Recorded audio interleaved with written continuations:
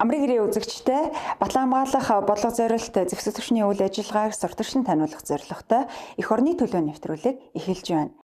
Бүгд найрамдах өмнөс удаа улсад 2013-аас 2014 онд зэвсэгт мөргөлдөөн иргэний дайны хүнд цаг үе тохиож байсан.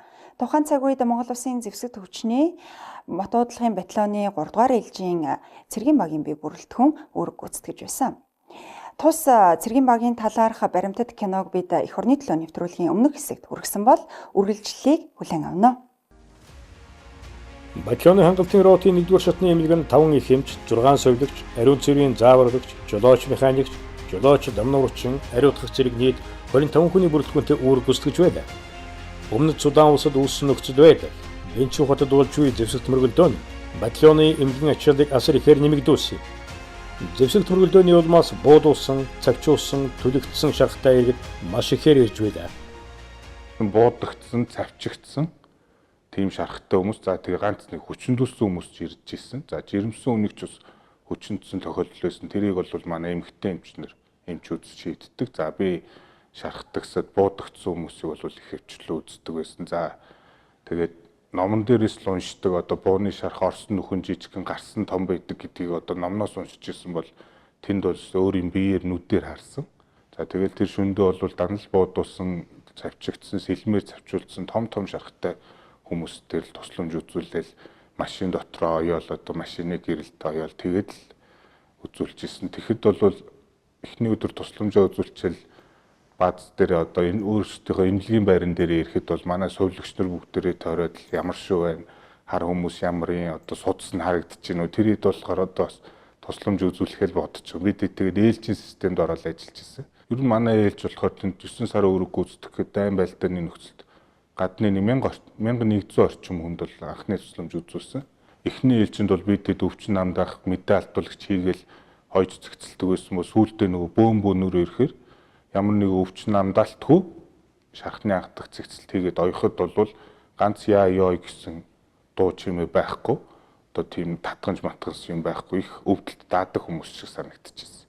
Би тухайн ажиллагаанд явахдаа 3 газар 3 хүүхдийг хөрж авсан. Шөнийн 11 цагийн алданд бид нарыг бүгдээрээ тэр энгийн иргэдийг хамгаалтанд гараа, эмч ч гэсэн гараа шүүгээд тэгээ гараа зогсож ирсэн. Нэг хүн босч ирсэн. Энд эмч байна уу? Энд их төрөх гээд байна. Тусламж хэрэгтэй гэсэн. За тэгээд дагууд яваад очисон.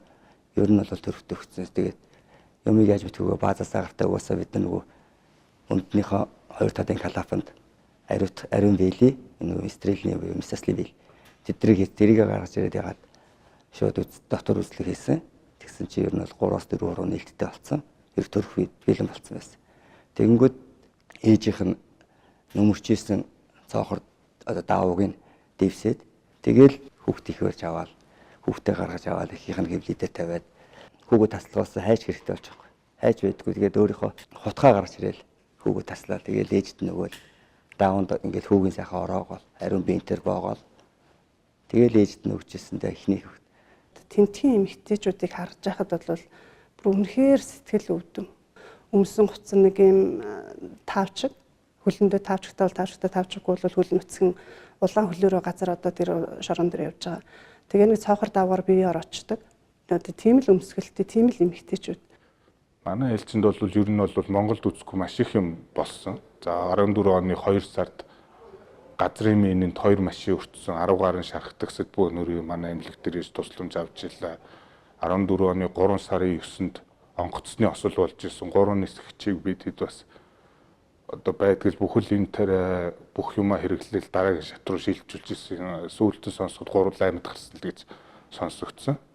Тэрэн дээр болохоор манай эмнэлэг бол өөрсдийн нөөц бүх хүчил төрөгч мөрөгчөө хэрэгжилж байлаа.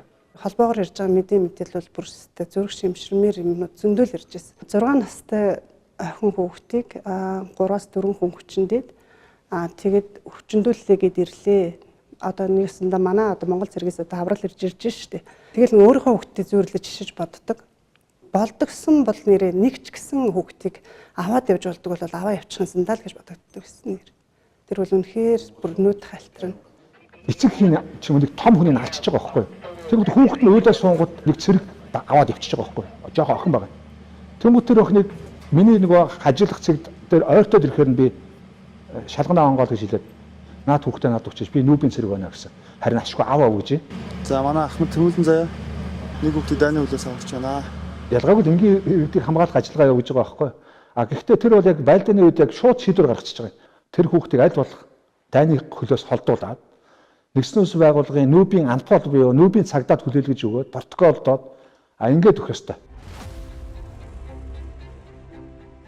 Өмнөд Судан улс иргэний дайны байдалтай Бенчүү хотод буундуу тасраагүй байсан хэдий ч баазын хамгаалалтанд байсан орон гэрээсээ дайцсан иргэдийн лагерт иргэн цэргийн харилцааны хүрээнд уулзалт өдрөлөг зохион байгуулж нутгийн иргэдэд эмнэлгийн анхан шатны тусам зүйлчилгээг үзүүлж байлаа. Мөн улсын нөхцөл байдлын үед цэргийн алба хаагчдын сэтгэл зүйг доктортой байлгах үр гүйцэтгэлийг хэвийн явуулахын тулд цэрэг дайшлихын урам зоригийг сэргээх олон ажлуудыг хийсэн юм.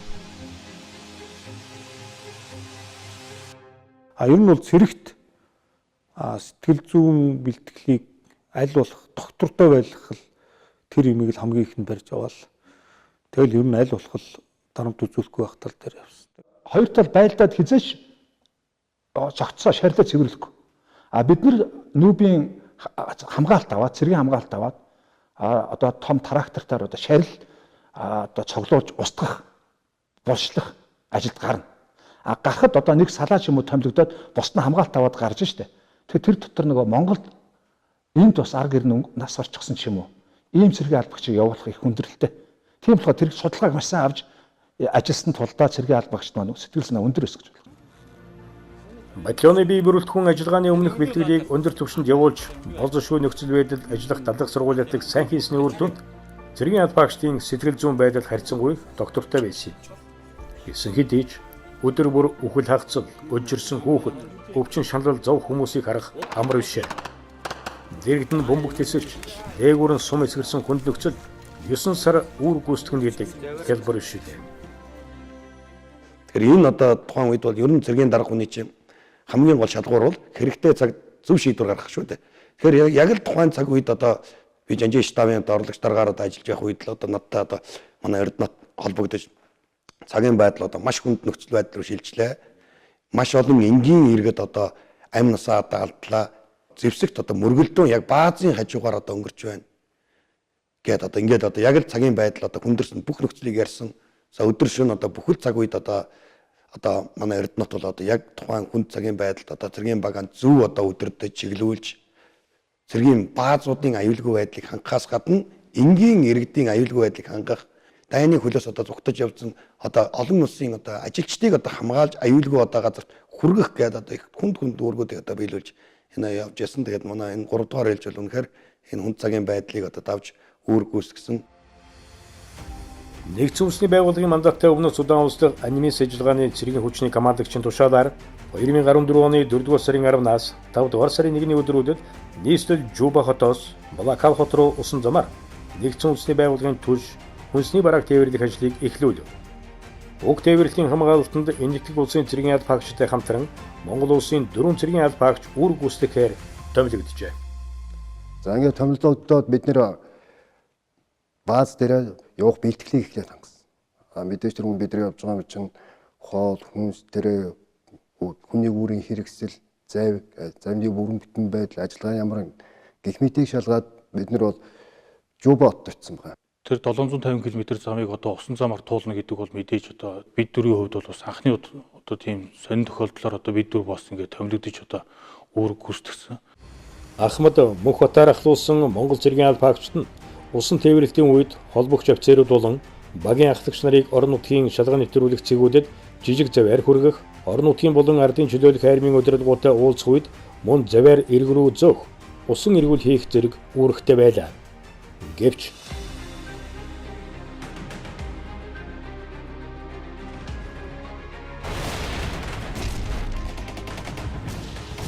Ерөнхийдөө бид нар ч бол нэгдсэн үндэсний байгууллага гэдэг утгаараа газраарч бай, усаарч бид нар явахдаа нэгдсэн үндэсний байгууллагын далбааг мөнгөнд мандуулж явдаг. Ягаад гэхээр нэгдсэн үндэсний байгууллагын цуваа явж шүү, нэгдсэн байгууллагын цэрэг явж шүү гэдэг орон нутгийн нэгсэнд бол харагдахаар анхааруулахаар. Гэтэл тэд нөхдүүд маань тэрийг үл ойшоогод бид нар лөө бол халдлага үлдсэн юм болсон. За энэ халдлага маань нэгсэнд бол 10 цаг 30 минутаас 12 цаг 30 минутын хугацаанд 2 цаг тасралтгүй явагдсан. Буундуу ингээд нэг төрхөн намжих хооронд л ерөнхийдөө одоо тэр бааз руугаа энэ мэдээг одоо маш хурдан хүргэх одоо тийм үүрэг байсан. Ягаад гэвэл одоо тухайн үед одоо надад одоо Эмирсат Троя гэдэг одоо хоёр сансрын станц хоёулаа надад байдаг. Сансрын холбоогоор олдоо орж ирсэн. Тэгээ энд одоо ингээд бидний барж руу ингээд халдлага эхэлж байна. За одоо эднүс эхлээд ингээд жижиг буугаар буудаж байна. Автомотор буудаж байна. Дараа нь пулмотор буудлаа. Одоо сүүлдээ гарант мотор буудлаа гэдэг ингээд яг одоо ингээд уцаар ярьж явах тэнд ингээд буудалд нь сусгаж байгаа. Тэгээ ингээд холбоо тасрал. Тэгэл юу болов яав гээл тасралтгүй тэр галан дунд ерөөсөө ингээд шууд мэдээж зогсоод холбоонд орж болохгүй. Дээшээ харж ингэж хөвтөж байгаад одоо нэг гартаа одоо GPS-ийнхаа солилцлыг хийгээд нөгөө гараараа одоо бааз руугаа холбоонд орж одоо өөрсдийн солилцлыг ороод тэгээд тэр хооронд одоо бас их удаа ярьж чадахгүй ерөөсөө нэг 10-20 секунд за бид нар ийний солилцол дээр ийм байдалд орлоо гэж ерөөсөө тийм байдлыг ярьсан. Халдлагыг болж эхлэх юм нь бол би ч аюу 50 байсан тийм чинь одоо дуулга муулга тайлцсан, гасаж өгсөмжөө тайлцсан. Аюу тогтоо байжсэн юм аа дурд. Тэгэл ихний тэр буун дуугаар л хоошоогоо тэр зэвсэг зэвсэн шүүгээ гүйж очоод тэр нэг төмөр контейнер дотор байсан л та бид тэр тэнд очоод тэрээс хамаг ямаа зүгээд тэрөөсөө л сум дээгүүр л байсан. Тэрөөсөө шунгнаал байсан, доогор хөвтэй лайлуулах доошо мөлгөл өвчсөн. За тэгээд тэрнээс ерөөсөө нэг төд бодлого нэг 20-30 минутын дараа одоо эхний шархт төсөл буюу одоо манай Монгол Улсын цэргийн албаагч ихтэйд шархтсан. Тэгээд Непалийн цэргийн албаагч нар за мөн орон нутгийн одоо том хөлөг онгоц одоо жолоодож явсан орон нутгийн иргэд мөн шархтсан. Яг миний хажуу талд нэг дэлбэрэлт болсон. Яг тэгээд тэр хүн хугацаанд нэг ерөөсөө ой ухаанаа алдсан байсан л та. Яг мэдэхгүйс. Тэгээд нэг сэрэхэд би дээшээ харцсан тэр нэг завны нэг нөгөө тал манай хүн намайг тэр чирж явуулсан юм шиг байна. Надад их ойрхон дэлбэрэлт болсон учраас би тэр дэлбэрэлт зохиулсан байсан. Тэгээд тэр хүн зур босч ирээл юу болов цагийн байдлаа үнэлээл тэгээд айлуулах доошоо нөгөө хүмүүстэй туслаад тэндээс нутгийн иргэд гэдэг тэр нэг хүмүүс нь нэлээд олон хүмүүс шаардсан байсан. Тэн дээр одоо манай гур бол маш сайн ажилласан. Непалийн цэргийн хүмүүсээр нөгөөд нь жохоо зарим нь байлдаад бол завгүй байна л тийм. Тэгэхээр эмч маань эмчт маань юу ч байхгүй. Манай гурван цэрэг бол тэгэхээр тэнд бидний уух ус гэж одоо канистртэй явж ирсэн л да цэвэр ус. За тэрийг аваад тэр бэлэн хоол гэдэг байгаа. Илүү хоолноос тэгэл эсийн нэг саахнаа аваад хийгээл глюкозыг хүн бүхэнд өгөөл. Тэгэл байгаа юмараа бид нар ч бие нэг оргоод боогоод ер нь бол яг нэг жил явсан л да. Тэгэхээр манай цэргүүд бол тэн дээр харьцангуй одоо тэр гадаад юм цэргүүд бол тэр орон нутгийн албад бол анхны тусламжийг бол юмд бол манайхан л үзүүлсэн. Өөрсдөө ч надад ч гэсэн юмд анхны тусламжийг манай эдгманд үзүүлжлээ. Тэгэл миний мэрэгжил чинь би ч өөрөө байлдах мэрэгжилтэй хүн биш. Алхаар бэлтгэдэггүй аврагчаар бэлтгэсэн учраас тухайн яг тэр нөхцөл байдал ерөөсөө шууд тусламж үзүүлээд ихэлсэн. Ерөөсөө манай өдөрж исэн мөнх хотод төрөндөө манад галж болохгүй хамгаалт чинь та нарын үүрэг зорилт бол өөр тийм учраас гал хийж болохгүй шүү гэсэн хэмжиглэх гэсэн учраас бол гал нэгээгүй. Ер нь бол яг цамхаг дээр би өөрөө гарч харсан л да. Яг цамхаг дээр гарахад бол эхний галууд бол ерөөхдөө дандаа ойрын зайнаас бол дандаа автоматар явсан. Ширэнгэн дундаас. Ерөөсөө эхний нэг 10 гаруй сум гарсны дараа л ерөөсөө шууд гарид мотор буудаж одоо манай моторыг буудаад манай одоо хөлөг онгоц одоо ерөөхдөө тэр 120-30 м одоо тэр 1000 нот хүчтэй хөлөг онгоц ерөөхдөө нийлмөрөн дээр бүтэн эргэлдсэн. Бүтэн эргэлдээд одоо яг тэр одоо халдлага болж байгаа тал руу буюу одоо баруун гарт руугаа одоо ерөөхдөө яг наалтаад яг зогссон. За тэгээд ерөөсөө яг тэр гал ерөөсөө тэрнээс хойш ерөөсөө намжаагүй. Тэгээд бид нар лөө ерөөсөө минимот 14.5 км одоо пулемот. За тэгээд ерөөсөө автомат үргэлжилсэн гал ерөөсөө тасралтгүй явагдсан ерөөсөө. Тухайн үед яг юу болж ирснийг бол одоо мэрэгжлийн усуд бол ойлгож байгаа байх та. Миний хувьд бол ер нь бодоод бодвол халдхан төртөж байна. Сумаа цэнгэлж гисэн, замгаа татчихсан, гал хамгаалагч хаалттай байлгажсэн. Гал нэ гэсэн тохиолдолд бол нэхэд бэлэн байсан. Тухайн үед бол үнэхээр амар байсан. Одоо дахиж одоо юу гэдэг байгаа гэр бүлтэйгээ уулзахгүй байх вэ? Дахиж одоо иймэрхүү тохиолдолд одоо энэ хэрвээ ингээд 90 удаа үргэлжлэх үү гэдэг одоо ер нь бол айц бол хүнд бол айц гэдэг юм бол маш их байсан. Яг тэр ажиллагаанаас одоо буугаад үрж ирэхэд бид дөрөв хүндэтгэлийн энэ дээр гаргаж байгаа л багийг нэг часаалахлагаар урдуур ингээд халахж ирсэн. Тэр үйл ер нь одоо миний сэтгэлд тодоос тод үлдсэн байдیں۔ Маш их сайхан байсан. Тэгээд маш их хүндэтгэл шүү дээ тэр чинь тийм юм. 2014 оны 4-р сарын 14 газрын тосны үйлдвэрт тулсан мөргөлдөөний улмаас шархтсан Оросын холбооны улсын 5, Украин улсын 1, Кени улсын 1, орон нутгийн 3 энгийн иргэдийг баазын байрлалд авч ирэн эмнэлгийн тусламж үзүүллээ. Зэвсэгт мөргөлдөн хийж байгаа нөхдүүд зам дээр гараад ирж байгаа. Буутай, гарамт модтой тухайн цуваг зогсоочж байгаа. Нүүби. Тэд нар чинь шууд хажуудалд одоо өөрсөндөө хоорондоо яг л хэдхэн метрийн зайдал буудалцаал биднэрт ямар нэгэн явах боломжийн юм өгөхгүй.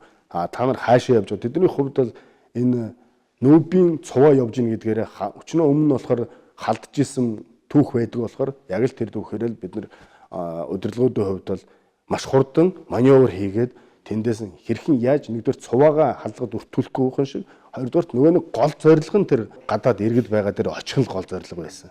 Яг буудалцааны бүсэд үндсэн маань нефтийн үйлдвэр маань байрлаж байсан. Нефтийн үйлдвэр дээр очиход гадаадын иргэд айд сандарсан төгшөөрийн байдалтай албан хаагчдын орон сууцыг бол автомат пулемотор шүршсэн байдалтай техникүүдийнх нь цонхыг хагалсан, суудлын утгаар ярсан, хянах самбарыг цохиж хагалсан, аккумулятор зэргийг тонсон байдалтай дүр зураг өгтөж авсан. Бараг тэнд бүтэн байшин, бүтэн одоо тийм сэндвичийн барилга үлдээгүй айчаад дэлбэлхийн дэлблээ тэр тухайн дээр одоо нефт буюу газруудаас олборлж байгаа бааз дээр 2014 он 4 сарын 16 17 цаг 53 минут болж байна. Гэлтийн хотын төвийн хөлдөрөөс хүмүүс татан гаргаж тэгж байна. Замана Монголын цэргийн албаагчд хамгаалалт авсан байралтай нийт 9 нэгж техниктэй хүмүүсийг ачиж хийж байна. Энд маш олон тонн шалгагдсан иргэд байгаа.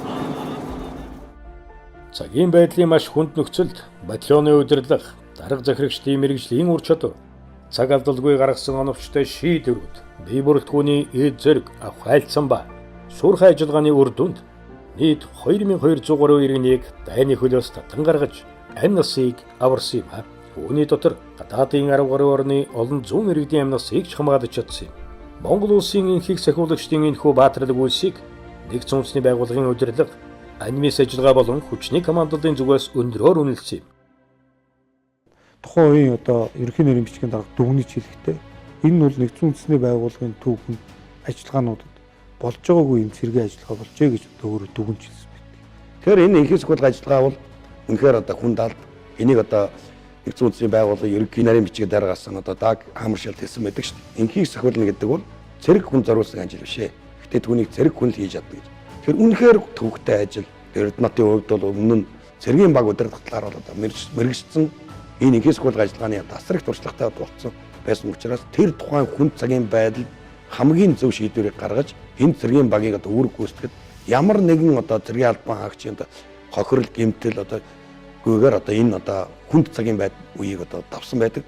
Манай тэр залуучуудын хувьд бол ингээд жинхэнэ дарийн утаа өмнөсөн юм агуу баатрууд байхгүй. Тэгэхээр тэднэртэй бол энэ тэмдэглэлүүдээр одоо тэр цаг үеэ бархан дурсаж тэр хамт олноо улам бэхжүүлж эргээд бол Монголын зэвсэгчэндээ улам тийм өлгөр дуурайл болж чадах ийм үүргээ сайн биелүүлээсэй гэж залуучуудаа ерөөё.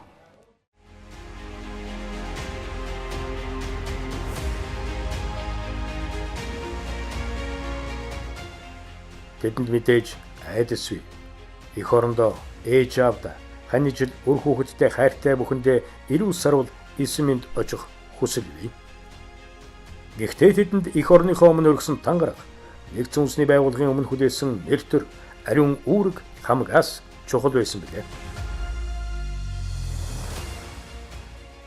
851 амьд тавцарч өгдөг. Хэцүү. Энийг хүн харьцаж явсан багийн дарга л бол. Тэгээ бидний дундаас бас сайхан аавын хүү охтууд бас Бурхны оронд очсон байгаа. Тэдний өвд бас хөтлөгсөн.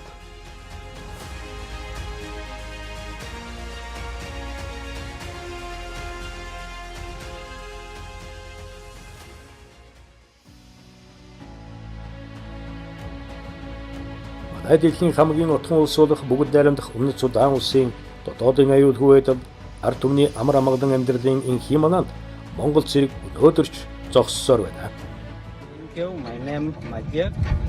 Намайг Мажук гэдгээ. Би энэ нутгийн уугуул оршин суугч, Бентиотын иргэн хүн. Хотмон 10 жилийн өмнө болсон аимшигтай дайн тулааны хөлд сүйдсэн нь үнэхээр харамсалтай. Энэ орчмын газар нутаг буюу Рубкано гэх мэт хэд хэдэн суурин газар олон зуун гэмгүй номхон ард иргэд амь насаа алдаж бие сэтгэлээрээ хохирсон. Тэр аимшигт мөргөлдөөний үед Монголын 3 дугаар батальоны цэргүүд бидний төлөө байж олон мянган энгийн иргэдийг дайны гал дундаас аварч хамгаалсанд бид маш их баярлаж явдаг. Үнэхээр аимшигтай байсан тэр үед бидэнтэй хамт байж хүүхэд, эмэгтэйчүүд, өтгөс буурлууд гээд энгийн номхон ард иргэдийн амнаас эрүүл мэндийг эрэлхийгээр хамгаалж чадсан шүү.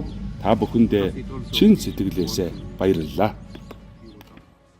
Яг зөвхөн Монголд байж байхдаа бид нөө энгийн 50 газар байж байхдаа хүн ямар нэг юмны үн цэнийг мэддгүй юм билээ л дээ. Яг хэлэндээс алхаад одоо ялангуяа яг тэр одоо юм цагийн байдалтай газар очсон цэр цаг мөчид Монгол их орноор Монгол хүн болсноор маш их бахархдаг. Монгол цэрэг болсондоо бас айгүйх бахархдаг тийм юм билээ. Тэр өнчирч хоцорсон хүүхдүүд, эмэгтэйчүүд, өхөл хагцал, цус нулимс, сүрч ивдэгдсэн хот суурин балгад энэ бол одоо иргэний дайны гашуун. Хүний амь насыг хамгаална гэдэг чинь бол тийм ээ аюулгүй байдлыг хангана гэдэг чинь маш сайхан юм байна. Ер нь бол хүнд амар амгалан байдлыг бол бэлгэлж байна гэдэг бол энэ бол өөрөө бол асар их тийм одоо том бэлэг гэж ойлгож байгаа. Хүн аврахыг одоо яг үгээр хэлж чадахгүй байна хата. Үнэхээр сайхан байдаг юм л бас. Хүн аварна гэдэг болт. Энэ зөрчмөглөдөн болж байгаа газар очиод энэ тэнд хүний амь эрсдэхийг хараад энэ тусгаар тогтнол гэдэг ямар их үнэ цэнтэй юм бэ гэдгийг одоо манай ажиллагаанд явсан бүх хүмүүс мэдэрдэг. Өнөөдөр халуун апраг 40 градустай байж байгаад Монголынхаа онгоцны буян тухай дээр буугаад сэрүүн сайхан салхиа үнэлэхэд тэр бол их орныгоо мэдэрдэг тэр. Тийм л мэдрэмжийг одоо бид хүний нутгаас аваад энэ их орныг бол туссан дурштай хайрлах тийм л байна. Их орны үнцнийг бол биднес одоо үнэлэхэд бол хэцүү. Энэ бол асар их үнэтэй. Энэ тусгаар тогтнол. Энэ газар нутаг. Лонго зэргийн бид бол өнөөдөр өөрсдөө тангараг өгс. Энэний төлөө л явж байгаа дуусгал өстэй.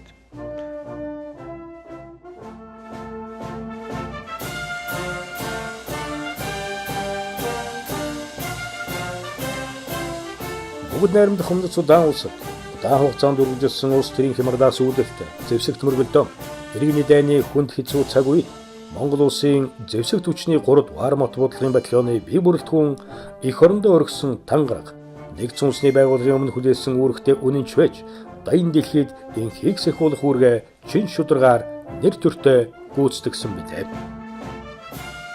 Энхийг сахиулагч нарынхаа энэ бахархалт одоо энэ гавьяагаар Монгол улсын одоо төр засгийн удирдлага нэгдсэн үндэсний байгууллагын хаалгаар нүүр бардам ордог болсон. Монголын энхийг сахиулагч нар гэж ярьдаг болсон.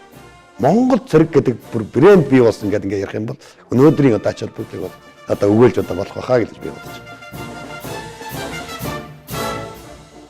Тэд бол иргэний дайны гадаас аврал эрен тэмцсэн мянган энгийн иргэд хүүхэд эмэгтэйчүүдийн амнаас эрүүл мэндийг авран хамгаалсан их цагийн бааtruуд эгэлжирийн цэрэг энхийг сахиулагчид билээ.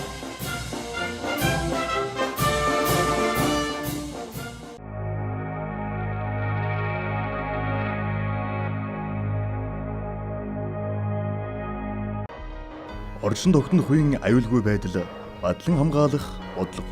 Монгол улсын үндэсний язгуур ашиг сонирхолд Монгол улсын тусгаар тогтнол, бүрэн эрхт байдал, нутаг дэвсгэр, хил хязгаарын халдшгүй байдал болон бүрэн бүтэн байдал багтах бөгөөд энэ нь үндэсний аюулгүй байдлын анхдагч нөхцөл.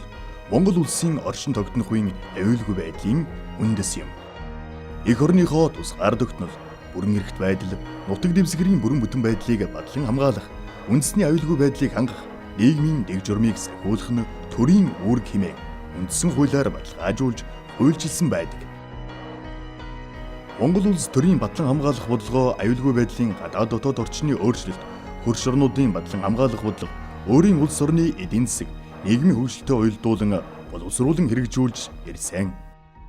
Монгол улсын их хурлын 2015 оны 85 дугаар тогтоолоор батлагдсан мөрдөгдөж буй Монгол улсын батлан хамгаалах бодлогын үндэс баримт бичигт батлан хамгаалах тогтолцооны үндэс нь нэгд төр захиргааны байгууллагуудад нийт иргэний оролцоонд тулгуурласан орон нутгийн хамгаалалт, хоёрд мэрэгжлийн зэрэгт суурилсан зэвсэгт хүчин, гуравт нэгдмэл удирдлага төлөвлөлт бүхий дайжлага болохыг тодорхойлон зааж өгсөн. Орон нутгийн хамгаалалтын зорилго нь Монгол улсын орон нутгийн өөрийгөө хамгаалах нийгэм, эдийн засгийн чадамжийг нэмэгдүүлэх замаар бодлон хамгаалах нэгдмэл тогтолцооны зохицол байдлыг хангахад оршиж байгаа бөгөөд энэ нь Монгол улсын геостратегийн байршил, улсын эдийн засгийн чадвах боломж, эх орноо бодлон хамгаалах бодлогын урьдчилан сэргийлэх стратеги, Монгол улсын эвсэл дүлнэгдэх гадаад урлагийн зарчмаас тус урган гарсан байдаг. Бодлон хамгаалах үйл ажиллагаа нь үндэсний аюулгүй байдлыг хангах үйл ажиллагааны бүрэлдэхүүн хэсэг бөгөөд Монгол улсын тусгай арга тогтнол, бүрэн эрхт байдал, нутаг дэвсгэрийн бүрэн бүтэн байдал, хил хязгаарын халдшгүй дархан байдлыг хангах, хамгаалах зорилго бүхий улс төр, эдийн засаг, нийгэм, эрх зүй, цэргийн цогц өргөн сар хүрээтэй арга хэмжээ, тэдгээрийг хэрэгжүүлэх нэгдмэл удирдлага, зохион байгуулалт, зохицуулалтын цогц асуудал юм. Монгол улсын бодлон хамгаалах бодлогын улс төрийн чиглэл нь аюулгүй байдлын болон гадаад урлагийн үзэл баримтлалыг үндэс болгон улс төр дипломатын аргыг хүрдэл болгох бөгөөд гадны зэвсэг төрөмгийллийн эсрэг цэргийн хүч ашиглах явдал юм. Энэ хүрээнд дэлхийн 37 улстай хамтын ажиллагааг хөгжүүлж, нэгдсэн үндэсний байгууллага тэргүүтээ дэлхийн болон бүс нутгийн хамтын нийгэмлэгийн байгууллагатай хамтран ажиллаж байгаагийн дотор хөрш орнуудтай харилцаанд онцгой анхаарч, бүс нутагт цэргийн итгэлцлийг бэхжүүлэх үйл явцад дэмжлэг үзүүлэхийг чухалчлахын зэрэгцээ 2002 оноос энхийг сахиулах ажиллагаанд оролцсон нэгдсэн үндэсний байгууллагт цэрэг хандиулагч орон болж эх орныхоо тусгай арга тогтнолыг улс төр дипломатын аргаар хангах, дэлхийн энх тайван, аюулгүй байдлыг сахин хамгаалах бодит хувь нэмрээ оруулсаар байна. Түүнчлэн өөрийн оронд олон улсын хамтарсан сургууль, сургалт дадлагыг гадаад орны цэргийн албаагчтай явуулж цэргийн итгэлцлийг бэхжүүлж байна. Энэхүү баримт бичгээр альва хүчирхийлэл, төрөмгийллийг үл зөвшөөрөх, цэргийн альва эвсэл холбоонд нэгдэхгүй, нутаг дэвсгэрээ хөрш болон бусад орны эсрэг чиглэсэн цэргийн үйл ажиллагаанд ашиглуулахгүй, үе олноор хөнөөх зэвсгээс ангид байлгах, гадны зэвсгэлэл төрөмгийлэл дөртгөөс бусад тохиолдолд дайн зэвсэгт мөргөлдөөнд оролцохгүй байх, хууль гаргахгүйгээр гадаадын цэргийн хүчнийг нутаг дэвсгэртээ байрлуулахгүй, дамжин өнгөрүүлэхгүй байх, үе олноор хөнөөх зэвсгийн тархалтыг хязгаарлах, олон улсын терроризмтэй тэмцэх чиглэлээр нэгдсэн үндэсний байгууллагын өмнө үлээсэн үүргээ баддгаж буй хэрэг юм. Эдийн засгийн чиглэл нь улсын тогтвортой хөгжлийг хангаж бодлон хамгаалах чадварыг бэхжүүлэхэд чиглэх бөгөөд бодлон хамгаалах арга хэмжээний зардлыг Монгол улсын төсвөөс болон хууль заасан бусад их үйлсвэрээс санхүүжүүлэхээр тусгаж, бодлон хамгаалах төсвийн дотоодын нийт бүтээгдэхүүнд эзлэх хэмжээг нэмэгдүүлэх, бодлон хамгаалах аж үйлдвэрлэлийн суурийг тавин зэвсэг түвшний туршилт үйлдвэрлэлийн төвүүдийг түшиглэн, тусгай зориултын цэргийн техник, орон зайн хандлалт, агаарын тагнуулын зориулт бүхий нисгчгүй нисгт хөөрөмж, огн долгооны дунд чадлын радио станцын анхны загваруудыг туршин үйлдвэрлэх ажлыг хэрэгжүүлэн, салбарын шинжлэх ухаан, технологийн хөгжилд тодорхой ахиц гаргаж байна. Эрх зүйн чиглэл нь бодлон хамгаалах тогтолцоо, зэвсэг түвшний үйл ажиллагааны хууль эрх зүйн орчин буюу Монгол улсын бодлон хамгаалах бодлогын үндэс болон төрийн хууль тогтоомжоор тодорхойлогдож байна. Монгол улсын бодлон хамгаалах бодлогын үндэс баримт бичигт нийцүүлж, Монгол улсын бодлон хамгаалах тухай, зэвсэг түвшний тухай, орон нутгийн хамгаалалтын тухай, цэргийн албаны тухай, цэргийн албаагчийн эрх зүйн байдлын тухай зэрэг хуулиудыг батлуулж, Монгол улсын бодлон хамгаалах тогтолцоо, үйл ажиллагааны эрх зүйн үндэсийг шимжилсэн юм. Нийгмийн чиглэлийн үндэс нь хүний хөгжлийн хүчин зүйлтэй илүү холбогдож, хүн амын эрүүл мэнд, боловсрол, сэтгэл зүй, бие бэлтрийн болон эх оронч үзэл хүмүүжлийн төлөвчлөөр тодорхойлогдож, эх орноо бодлон хамгаалах үйл хэрэгт иргэн бүрийн оролцоог хангаж, цэргийн албааг тогтолцоог боловсронгүй болгох, иргэдийн цэргийн албаах бүс сонирхол, эрмэлзлийг нэмэгдүүлэхэд чиглэсэн нийгэм эдийн засгийн урамшуулалт бодлого боловсруулж хэрэгжүүлэхэд оршиж байна. Ийхүү Монгол улсын үндэсний аюулгүй байдлын анхдагч нөхцөл, Монгол улсын оршин тогтнох үеийн аюулгүй байдал нь төрийн бодлон хамгаалах бодлогоор тодорхойлогдсон иж бүрэн цогцоор хэрэгжин баталгаажж байна. Монгол улсын бодлон хамгаалах яам.